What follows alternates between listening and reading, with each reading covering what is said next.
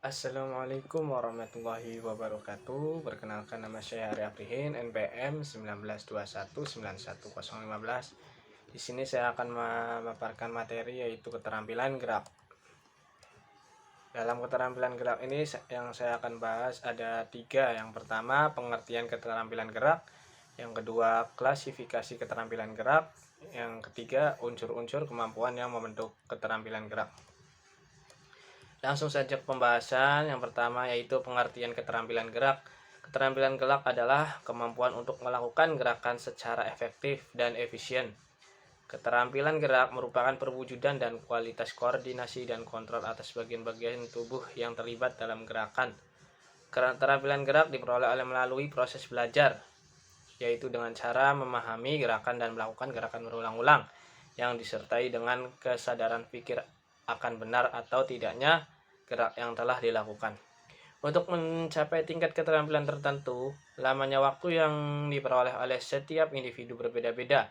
Ada yang hanya memerlukan waktu yang singkat dan ada yang memerlukan waktu yang cukup lama, walaupun prosedur dan intensitas belajarnya sama. Hal ini disebabkan karena faktor bakat. Setiap individu memiliki bakat yang berbeda-beda. Ada yang memiliki bakat olahraga dan ada yang tidak. Individu yang berbakat olahraga akan mampu menguasai keterampilan gerak dalam waktu yang lebih singkat.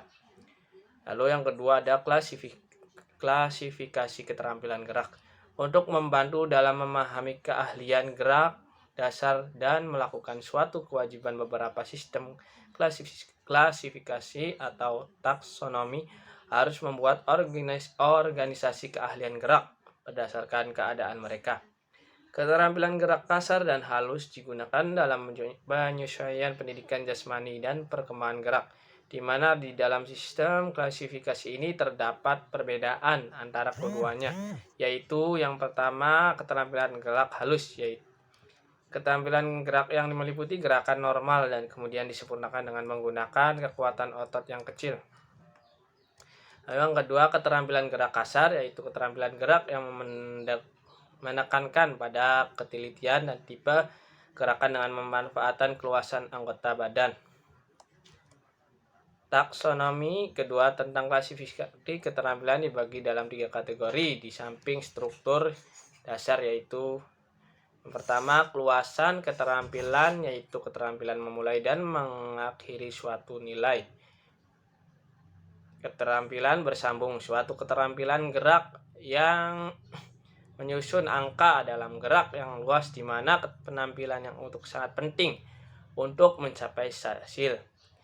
Terus keterampilan lanjutan, suatu keterampilan yang menilai dan mengakhiri setiap nilai atau menentukan beberapa faktor lingkungan dan menyelesaikan sendiri. Taksonomi ketiga yaitu dalam memperkirakan lingkungan suatu keterampilan yang berkelanjutan dan dapat merubah tinggi dan rendahnya suatu perkiraan. Di antaranya yang pertama yaitu keterampilan tertutup, keterampilan untuk memilih objek untuk melakukan suatu tindakan di dalamnya. Keterampilan terbuka, keterampilan gerak di mana penampilan tidak dapat diprediksi selama masih ada perubahan lingkungan.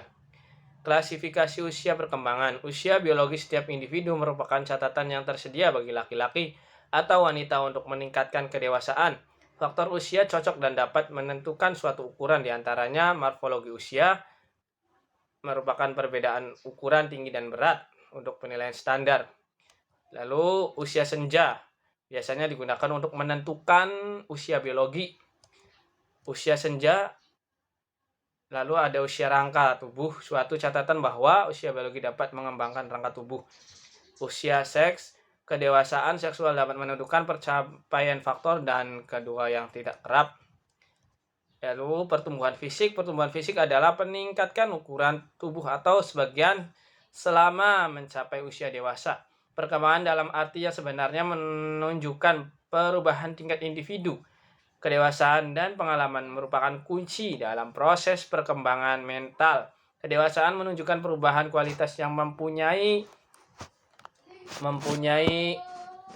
satu kemungkinan untuk ke tingkat yang lebih tinggi lagi. Pengalaman menunjukkan Faktor lingkungan yang mengubah keterampilan dengan karakteristik perkembangan mental yang bermacam-macam dan merupakan proses pembelajaran. Lalu yang terakhir yaitu unsur-unsur kemampuan yang membentuk keterampilan gerak. Agar memiliki keterampilan gerak yang baik, seseorang harus belajar dan berlatih melakukan pola-pola gerak yang bermacam-macam dalam jangka waktu yang relatif lama. Belajar dan berlatih yang perlu dilakukan yang pada dasarnya untuk meningkatkan kualitas fungsi-fungsi yang merupakan unsur kemampuan yang membentuk keterampilan gerak. Ada 3 kelompok. Yang pertama, kemampuan fisik. Fisik sebagai fungsi untuk melakukan gerakan. Kualitasnya perlu baik agar keterampilan gerakan bisa terampil. Dalam unsur fungsi ini yang membentuk keterampilan fisik meliputi kekuatan, ketahanan, kecepatan, kelenturan, ketajaman, dan kecepatan. Lalu yang kedua, kemampuan mental adalah kemampuan yang memerlukan fungsi pikir. Dalam kemampuan mental termasuk juga kemampuan imajinasi. Ada 9 unsur yang termasuk dalam kemampuan mental. Yang pertama, kemampuan memahami gerakan, kecepatan memahami rangsangan, kecepatan membuat keputusan, kemampuan memahami hubungan jarak, kemampuan menaksir irama, kemampuan mengingat gerakan, kemampuan memahami mekanika gerakan, kemampuan berkonsentrasi. Yang terakhir, kemampuan emosional. Kemampuan atau kondisi emosional juga berperan penting dalam menghasilkan penampilan gerak terampil. Kemampuan atau kondisi emosi awal yang berpengaruh pada saat melakukan gerak terhadap kualitas penampilan meliputi kemampuan mengendalikan emosi dan perasaan, tidak ada gangguan emosional, merasa perlu dan mau melakukan gerakan, bersikap positif terhadap prestasi belajar gerak. Sekian yang bisa saya sampaikan, kurang lebihnya mohon maaf. Wassalamualaikum warahmatullahi wabarakatuh.